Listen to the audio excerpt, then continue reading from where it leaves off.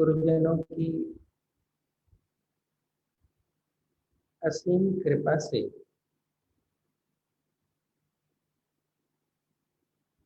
यह शुभ अवसर जिसका लाभ लेने के लिए आप सब विराजित संत महापुरुष सदगुरु के इस सत्संग दर्शन एवं श्रवण लाभ ले रहे आप सभी जिज्ञासुजन जो दूर से जोम के माध्यम से इस सत्संग से जुड़े सभी प्रेमी जन संत महानुभाव, ये मंगलमय अवसर है जब हम साहिब की वाणी वचनों को बार बार श्रवण करते हैं, बार बार सुनते हैं और इसलिए इसकी आवश्यकता पड़ती है क्योंकि जब बार बार किसी चीज में आवरण आ जाता है तो उतने बार उस आवरण को हटाना पड़ता है। मनुष्य की जीवन यात्रा में बार बार आवरण आता है। वो क्यों आता है? वो इसलिए बार बार आवरण आता है कि मनुष्य के जो अंतःकरण में मन बुद्धि चित्त अहंकार है, इस अंतःकरण के कारण इसमें दोनों तरह के भाव का जन्म होता है और अच्छे भाव का जन्म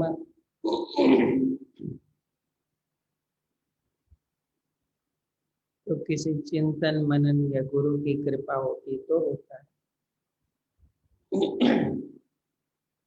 और दूसरे भाव का जन्म ऐसा ही हो जाता है। जीवन जीते जीते व्यवहार करते करते इन भावों का जन्म होता है और उसी को आवरण कर, इसलिए नित्य नित्य जो है उस आवरण को हटाना पड़ता है। तो नित्य आवरण को हटाने के लिए जो साधन है उस साधन को ही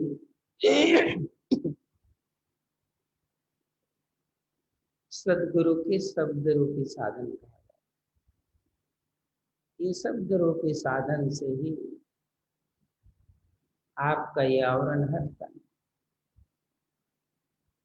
इसलिए जब नित्य प्रक्रिया चलती है, आपके यहाँ आप राजस्थान में रहते, वहां पत्थर को काटने की मशीन लगी रहती, क्या कहते हो उसे? हाँ, कटर।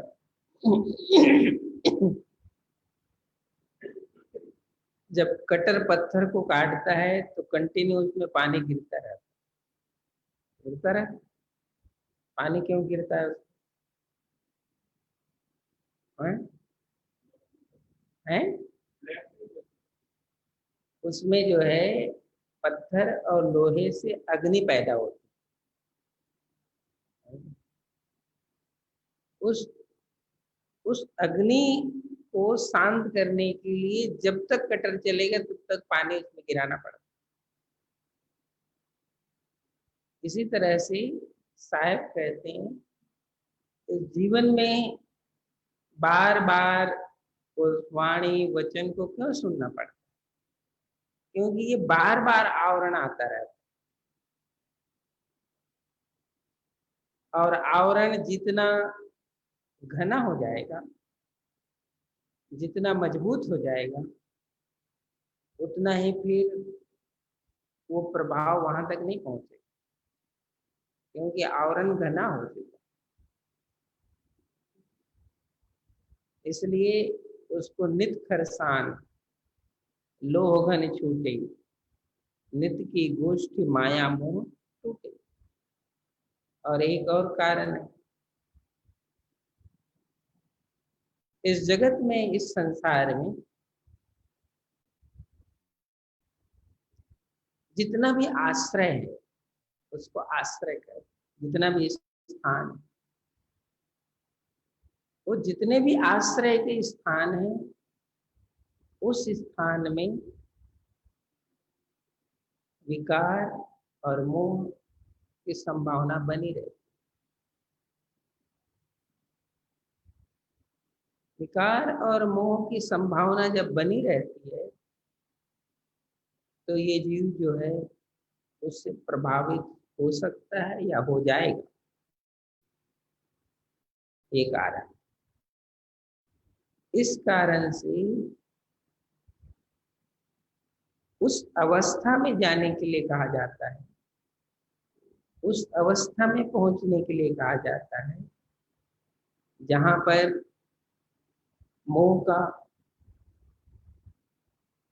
अहंकार का, अभिमान का चांस न हो। तो ये कौन सा विधा है, कौन सा विधान है जहां पर इसका चांस नहीं है? इसलिए उसको कहा जाता है सुमरन या साधन। सदगुरु के दिए हुए नाम और सुमरन और साधन में जब तक ये मन लगा रहेगा, आपका चित्त लगा रहेगा, उतने काल तक, उतने समय तक मोह को, आसक्ति को, यानी जो मन में तरंग पैदा हो उसको जागने का अवसर नहीं मिले। वो जागेगा तभी जब वो आश्रय खत्म हो जाए। इसलिए उसको कहते हैं नित्य। नित्य जिस आश्रय में आप रहते हो उस आश्रय से आपकी की रक्षा होती, आप सुरक्षित रहते। और इसीलिए साहेब जो है, अभी वक्त कालूराम जी ने जो भजन आपको सुना है, सदगुरु लाए मुक्ति के पान, ये जो शब्द है ये उसी ताकत का संदेश। क्यों ताकत का संदेश है? क्योंकि साहब कहते हैं कि सदगुरु ज्ञान पान परवाना साहेब लाए। ज्ञान पान परवाना क्या है? ये मुक्ति का साधन है। ये मुक्ति का जो साधन है, ये मुक्ति का साधन जब तक जीव के पास रहेगा तब तक काल की जो भी जिस रूप में भी शक्ति है वो शक्ति उसको ग्रहण नहीं कर सकती, टच नहीं कर सकती। इसलिए साहेब कहते हैं सदगुरु लाए मुक्ति के पान। ये मुक्ति का प्रमाण जिस जीव के पास रहेगा, जो जीव धारण करेगा, उसके पास ये काल की शक्ति नहीं टिक सकती। इसलिए साहेब ने ये संदेश दिया। और ये साहेब कहते हैं कि इस ज्ञान पान परवाना को जीव जब तक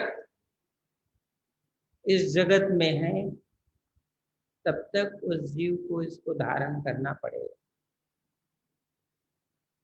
ये जीव जब तक उसको धारण करता है, करके रखेगा, तब तक वह काल की सत्ता नहीं काम करती। इसलिए उसको जागृत अवस्था, तेरी गठरी में लागा चोर बटोइया क्या सोए। तुम जब तक जागते रहोगे चोरी नहीं होगी, तुम सो जाओगे चोरी हो जाएगी। तो साहब कहते हैं जिस जीव के पास सदगुरु ने जो ज्ञान पान परवाना लाया है वो है, तब तक काल की शक्ति वहां नहीं रहती। ये परिचय है और ये भेद है। इस भेद और परिचय को सदगुरु उस जीव को देने के लिए ही आए। लेकिन कौन सा जीव, कौन सा हंस, कौन सा जिज्ञासु उसको धारण करेगा? जो जिज्ञासु और हंस उसको धारण करेगा, तब तक वह हंस कभी भी काल के प्रभाव में नहीं रहेगा, काल के प्रभाव से वो मुक्त हो जाएगा। ये सदगुरु लाए मुक्ति के पान साहेब आए, ये मुक्ति की पीड़ा लेकर आए, मुक्ति के साधन लेकर आए। तो मुक्ति के साधन को तब तक रखना है जब तक तुम इस संसार से पार नहीं हो जाते। ऐसे नहीं कि आज उसको लिया और कल उसको छोड़ दी। तो जहां रिक्त स्थान होगा, तो मैंने पहले ही कहा ना, रिक्त स्थान जहां भी होगा वहां भी उसका प्रवेश होगा। इसलिए नित्य किसी चीज को सुनते हैं, नित्य किसी चीज को सुमरन करते हैं, नित्य किसी चीज को भजन करते हैं, तो उसकी स्वाभाविक शक्ति पैदा होती है, उसका प्रभाव पैदा होता है। उस प्रभाव और शक्ति से ही जीव निर्भय रहता है। और जब तक वो प्रभाव खत्म हो गया, तो वो प्रभाव खत्म होते ही जीव का निर्भय अवस्था खत्म हो जाती है, फिर वो भय का प्रवेश हो जाता है। तो साहेब जब धर्मदास साहेब को ये उस श्लोक का संदेश दिए और संदेश देने के साथ उनको ये आदेश दिए कि धर्मदास, जिस हंस के पास मेरा ये ज्ञान पान परवाना का साधन है, इस जगत से वो हंस हमेशा निर्भय होकर पार हो जाए। इसलिए ये भक्ति और साधन का भेद। गुरुमुखी होना, साहेब के ज्ञान को धारण करना, ये तो प्रवेश है।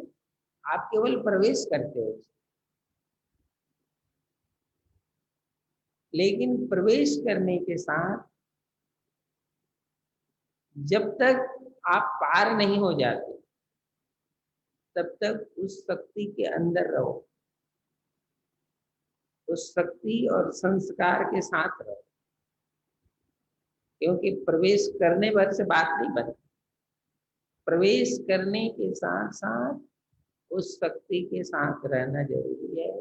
और उस शक्ति के साथ रहने की विधि ही है उस नाम के आश्रय का स्मरण रखना, बोध रखना, उसकी ताकत रखना।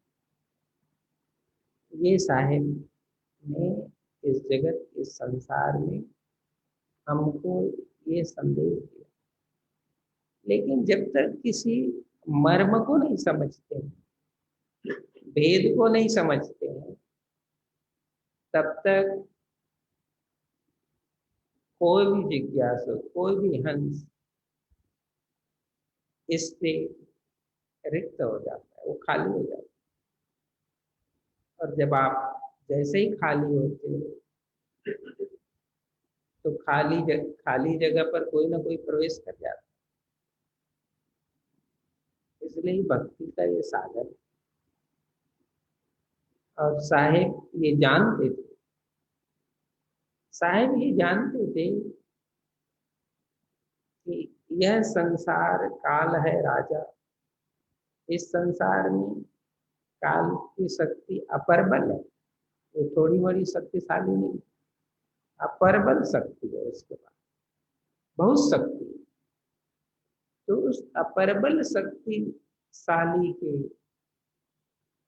इस संसार से या उसके बंधन से इस जीव को मुक्त होना है, तो उससे ज्यादा शक्तिशाली उसको होना पड़ता है।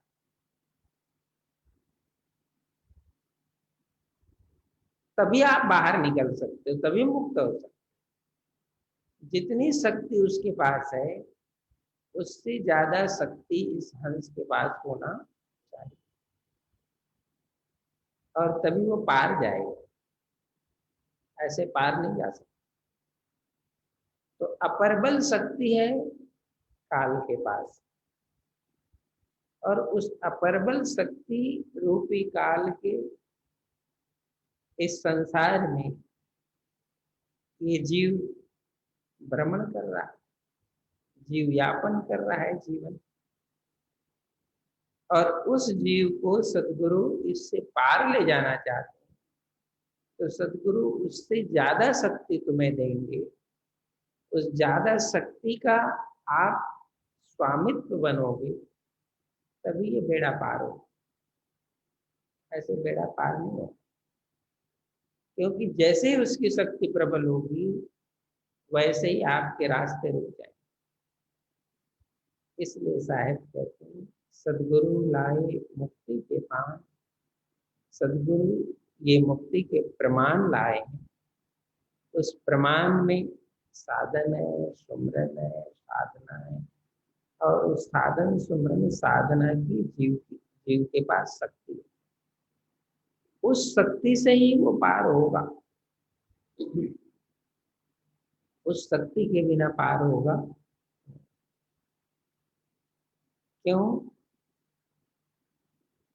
अनेक रूपों में, अनेक शक्ति में, अनेक साधन में उसकी स्थिति है, जिसको काल की स्थिति कहते हैं। अनेक रूपों में, अनेक साधनों में, अनेक स्थिति में उसकी उपस्थिति बनी है। इसलिए सदगुरु कबीर साहेब उस शस्त्र को देते हैं जिस शस्त्र से ये जीव जो है उस धन से धनी होकर पार हो जाए। इसलिए उसको ज्ञान पान परवाना का प्रमाण कहा जाता है। ये प्रमाण है, जिस प्रमाण से जीव प्रमाणित है और उसकी शक्ति है। साहेब कहते हैं ये जो काल के कोई भी दूत है, कोई भी उसकी ताकत है, किसी भी रूप में, सूक्ष्म रूप में, प्रकट रूप में, किसी भी रूप में उसके रास्ते हट जाए, उसका रास्ता हट ही जाए। क्योंकि सदगुरु ने जिस हंस को ये ताकत दिया है, उस हंस की ताकत उस काल की ताकत से ज्यादा है, तभी ये रास्ता तय है। तो ये इस ज्ञान रूपी साधन को लेकर सदगुरु कबीर साहब इस जगत में आए, और धर्मदास साहब को कलयुग में ये उपदेश दिए। उसके पहले सतयुग द्वापर त्रेता अनेक हंसों को, अनेक जीवों को इसका भेद बताया। तो जिन्होंने भेद को पाया, जिन्होंने भेद को जाना, उस भेद से उनका बेड़ा पार हो। तो ये सदगुरु कबीर साहब बार बार ये कहे कि हम अमर लोक से आए, अमर मुकाम से आए, सतलोक से आए, और वो साधन लेकर आए जिस साधन से ये जीव निर्भय हो जाए, निर्भय परम पद को पाए। तो नित्य उस शक्ति को आपको अनुभव करना चाहिए कि हम उस शक्ति से संपन्न हैं। वो अनुभव यदि आपको है, उसका ख्याल है, उसका आभास है, तो वास्तव में आप निर्भय हो। और उस शक्ति का स्मरण नहीं है, आप निर्भय नहीं। और जैसे ही आप निर्भय नहीं हो पाते, उसका भय शुरू हो जाता है, क्योंकि वो भय का ही कारण है। काल का मतलब होता है भय पैदा करना। तो वो भय का कारण जब उपस्थित हो जाता है और आप निर्भय नहीं हो पाते, तो आप उसकी सीमा में रहते, उसकी ताकत के सीमा में रह जाते।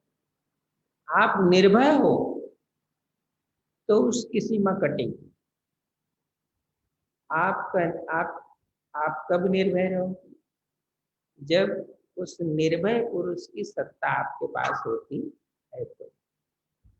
तो सदगुरु कबीर साहब उस निर्भय मुकाम से आए और इसको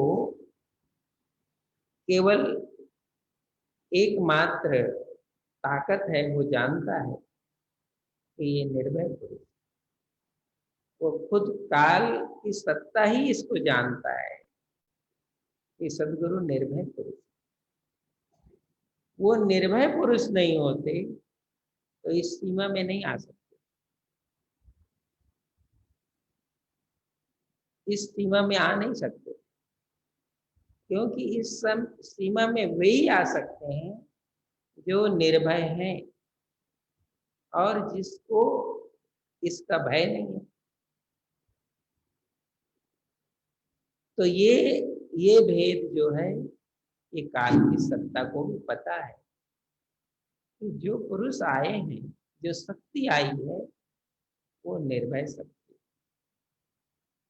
और उस शक्ति को भी पता है मेरी शक्ति, और मुझे भी पता है उसकी शक्ति। इसके बिना इस जगत में कोई सत्ता नहीं आ सकती, क्योंकि जगत को चलाने वाला वो शक्तिशाली है, वो बिना शक्ति का नहीं है, वो शक्तिशाली है। तो शक्तिशाली जो सत्ता है, उसको ये जब तक नहीं होगा कि कोई इससे ज्यादा शक्तिशाली होगा तो यहाँ प्रवेश करेगा,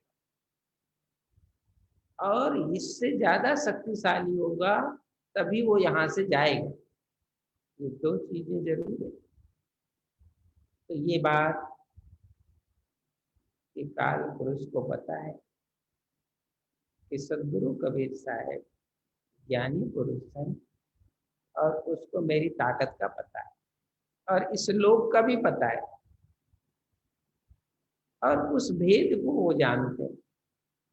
इसलिए काल का कोई भी रूप और ताकत साहब के सामने नहीं चल पाया। रूप तो उसने बहुत बनाए, स्थिति तो उसने बहुत प्रकट की, लेकिन सबका भेद साहब जानते थे, इसलिए उसका कोई रूप कोई भेद काम नहीं आया। और तब साहब जो है इस जगत में उन हंसों को ये ताकत दे दी जो उनके पास थी। तो उस ताकत से जीव अमर अमर मुकाम को जाएगा। उस ताकत के बिना वो जीव अमर मुकाम को जा नहीं सकता, क्योंकि ये ताकतवर पुरुष है, ये सृष्टि। क्योंकि ये अनुराग सागर को आप जब पूरा करोगे तो उसमें वर्णन है कि ये जो सृष्टि है जिसको उसने संचालित किया है, तो अपनी भूमिका और ताकत से संचालित, अपनी भूमिका और ताकत से जब संचालित किया तो वो जानता है कि यहाँ की जीव में क्या क्या चाहिए और क्या क्या नहीं चाहिए, कितनी ताकत उसमें है, वो सब जानता है। इसलिए यहाँ की कोई ताकत से जीव पार नहीं हो सकता। ये तो उस ताकत से ही जीव पार होगा जिसको ये जानता है। इसलिए कहते हैं सदगुरु आए लाए मुक्ति के पास। सदगुरु उस मुकाम से आए थे जिस ताकत को ये निरंजन जानता है, और इसने कई कला प्रकट की, लेकिन उस ताकत के सामने इसकी कला समाप्त हो गई। और उसी ताकत को सदगुरु ज्ञान पान परवाना के रूप में इस हंस को दी, और वे हंस ही उस ताकत से इस लोक से पार हुए। ये इस भजन का शब्द है। बोलो सदगुरु कबीर साहब।